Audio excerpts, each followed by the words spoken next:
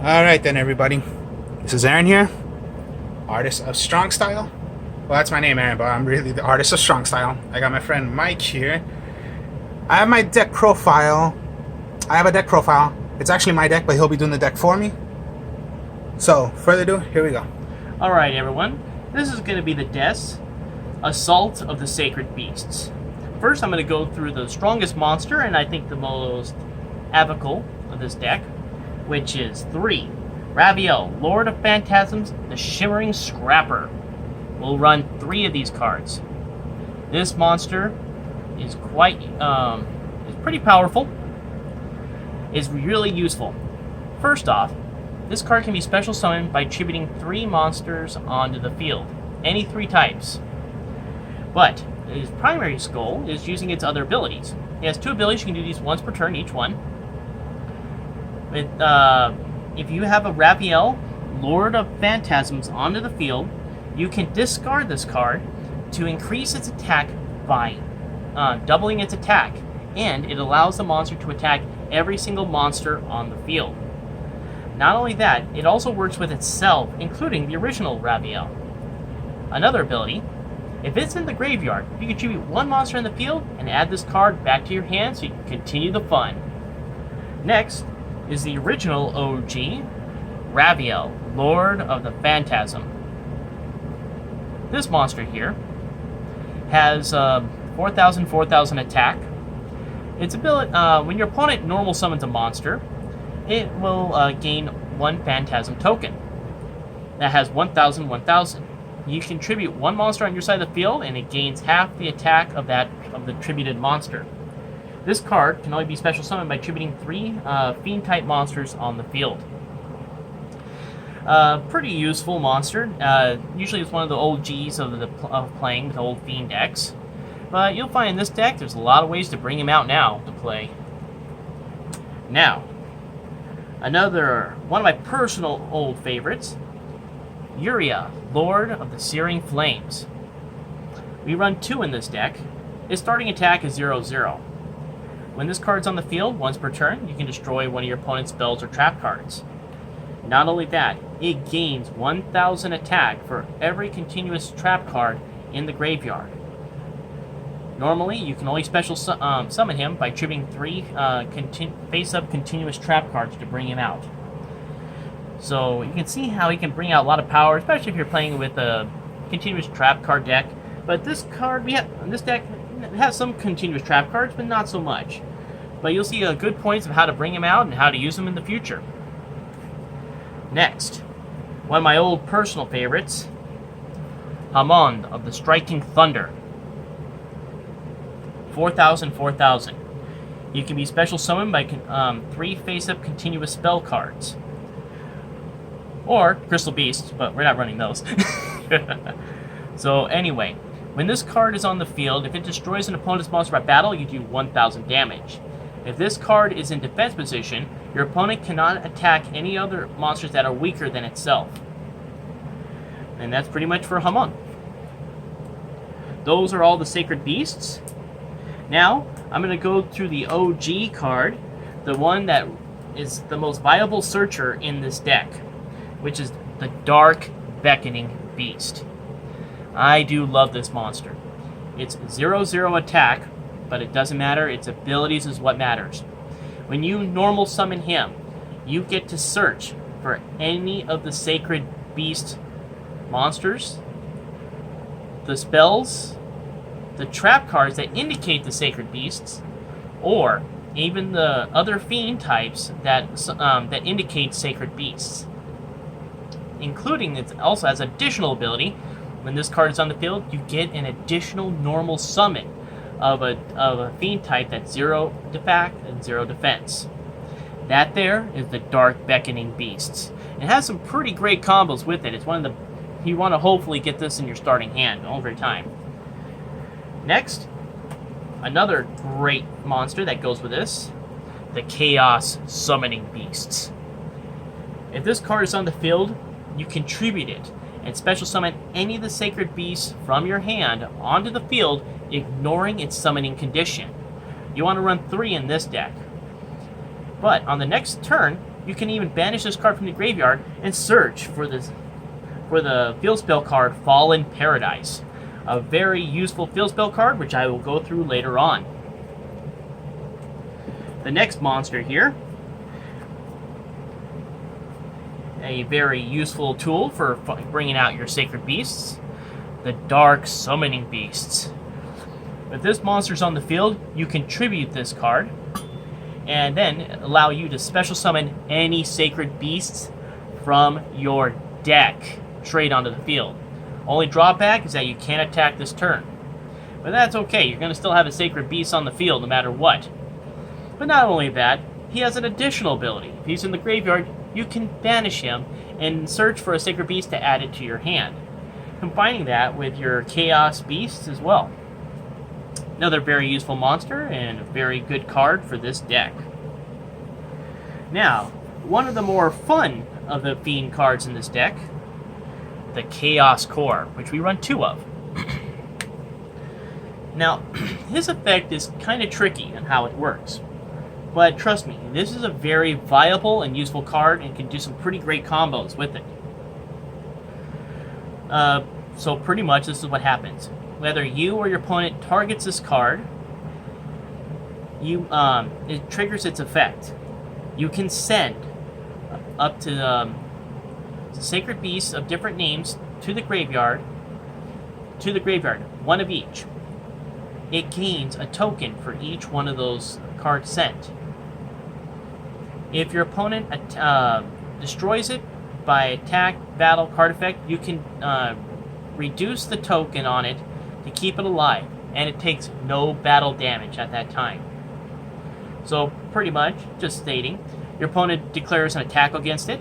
You send one Raviel, one Uria, one Hamon to the graveyard. It gains 3 counters on it.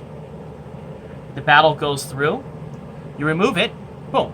It does not die. It just loses 1 counter, and you take no damage. Great way for stalling out your opponent and to build your graveyard up for useful cards that I will mention later on. Now, these are the fun monsters, just used to screw around with your opponent here, which we're running 2 right in, the multi-dimensional Kaiju. Why do we run this card? Quite simple. If you're having your opponent has one of those pesky monsters that are interfering with your deck, you just simply tribute them for him. And it's declared a special summoning, so it doesn't take away from your normal summon at all. And not only that, then you got a little monster there you can take on and destroy, which you probably couldn't take out before because of some stupid effect it had. So we're running 2 of these babies. And then the last fun card, and Artist of Strong Style's personal favorite dragon, Dark Arm Dragon. Since most of the cards in the deck all happen to be dark types, it's really easy to pull off this monster. So pretty much, when he is on the field, he can only be special summoned by having exactly 3 darks in the graveyard.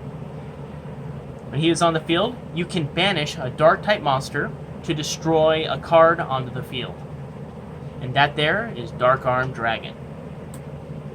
Now let's go ahead and get to the spell cards, which I will first go through my personal favorite card of this deck. The field spell card, Fallen Paradise. Now, this card specifically works with Sacred Beasts and only Sacred Beasts, which is fine. When the Sacred Beast is on the field, it protects the Sacred Beast from your opponent's, so your opponent cannot target a Sacred Beast or destroy it by a card effect. A very useful card, but it also has a secondary ability. Once per turn, if you have a Sacred Beast on the field, you get to draw 2 cards. Or if you have an Armanite, the Chaos of Phantasm on the field, you can also draw 2 cards. Also, this card also protects Armanite, the Chaos Phantasm, which I will go to that monster a little bit later on in the game. Now, this here is the ultimate searching card for the spell card for the Sacred Beasts, which is opening of the Spirit Gates. When you activate this card, you can search for any Sacred Beast monster card. But not only that, you can actually search for any of the 0/0 fiends that I've gone through before. Any of the monsters that indicates the Sacred Beasts, you can add instantly straight to your hand. This card also has a very unique ability as well. you can technically, this card's on the field, you can discard a card and special summon your 0/0 Fiend monsters from your graveyard back onto the field. Now this play can be useful for a big play can be used with this, but I'll explain to that a little bit later on.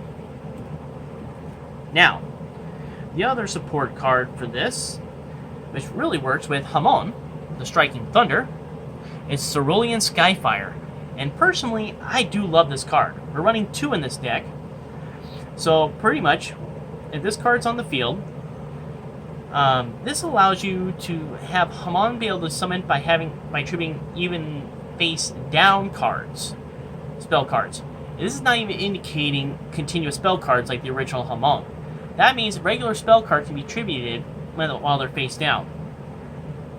Now, but the main ability for this is when Hamon is on the field with this card. If your opponent activates a spell or trap card, you can negate it, then Hamon is switched to defense position. So, depending on how many Hamons, the Striking Thunders you have, you can negate that many spell or trap cards by switching them to defense position. Then on your turn, switch them back to attack position, and you can continue the play. I find this a very useful card for stalling out your opponent and stopping some of their spells and trap cards from being a little too annoying. Now, this here is the fusion card for the deck. Dimension Fusion Destruction. To bring out the extra decks, Armadaville, the Chaos Phantasm. This card can, great thing about this card, this allows you to fusion summon from your hand, from your field, or from the graveyard of the listings.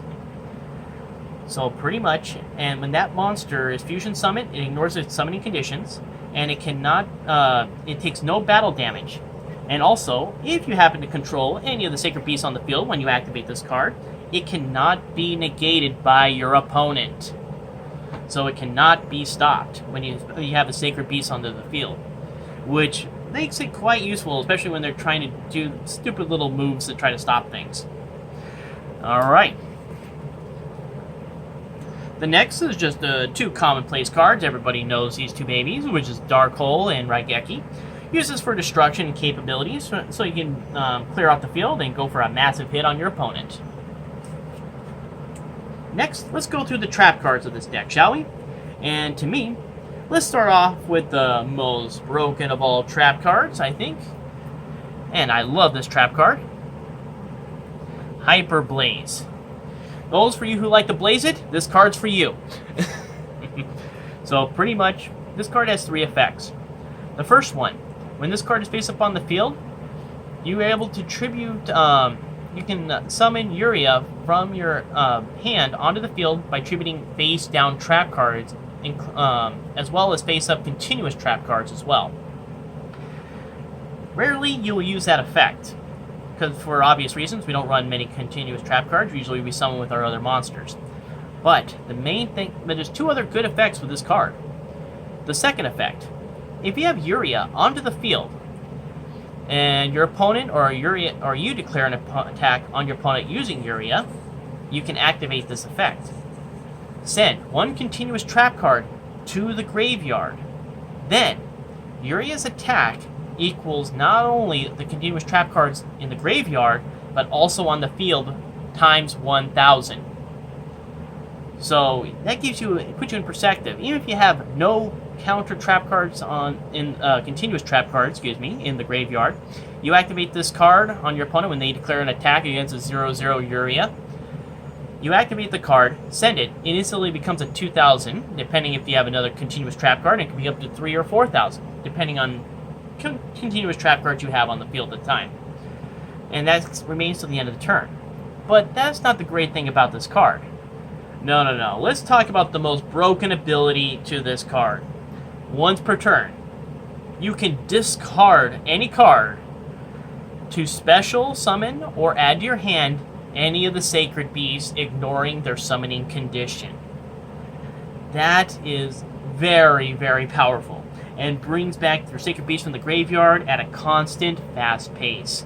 And, of course, that's what the deck is about, the sacred beast.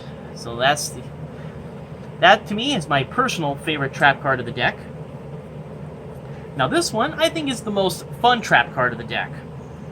Awakening of the Sacred Beasts. Now, this card, I kind of like it, because I've used this card to some pretty ridiculous effects. So, let's go through even the first ability. If you have one Sacred Beast onto the field, doesn't matter which one you got, if your opponent normals or special summons, especially with today's format and how they special summon and normal summon so quickly, you gain attack points for every single monster they summon. Not once or twice, every single summoning.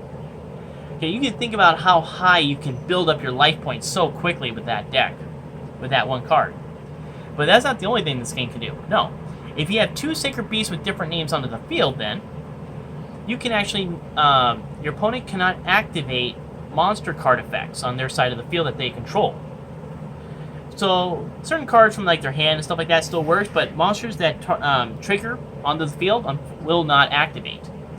And then number 3, if you have 3 of different names onto the field, you get to add a continuous trap card back to your hand from your graveyard. So it's a recycling ability, a life point gaining ability, and a negation ability. Very useful for this deck, and can be quite handy. But there's a combo I kind of want to give it a try, and that's mixing this card with Dark Reaction Samochi, where I believe that card is when you gain life points, you burn your opponent for damage equaling the life points you gain. So I think mixing those two cards with this would be a lot of fun. I haven't tried that strategy yet, but I plan on doing it. And if you guys do, let me know how it works out. Now, this here just happens to be one of my personal favorite continuous trap cards ever. I used to use this back in my old Ninja deck, and that is the card Safe Zone. Now, Safe Zone, when this card is activated, you target one monster on the field that's in attack position. It's any monster, too. Now, when that monster equipped with this card, it cannot be targeted or destroyed by card effects. If this card leaves the field, the monster is destroyed. And if that monster is destroyed, this card is destroyed. Now, think about the possibilities which you could do with this card.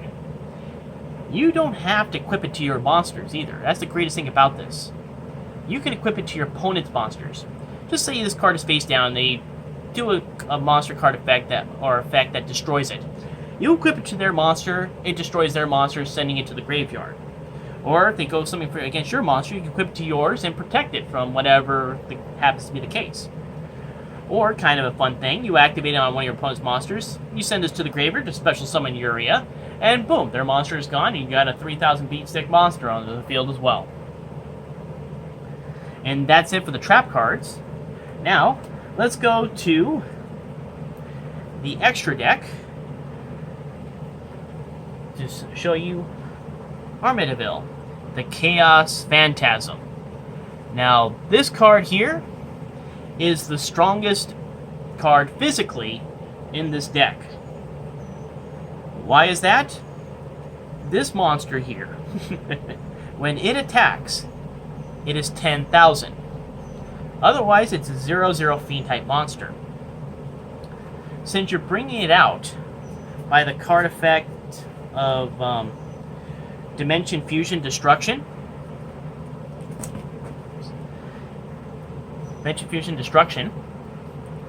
it allows you, you will take no battle damage involving this card. Then, if you have the Fallen Paradise also protects it from targeting effects and your opponent's destruction effects.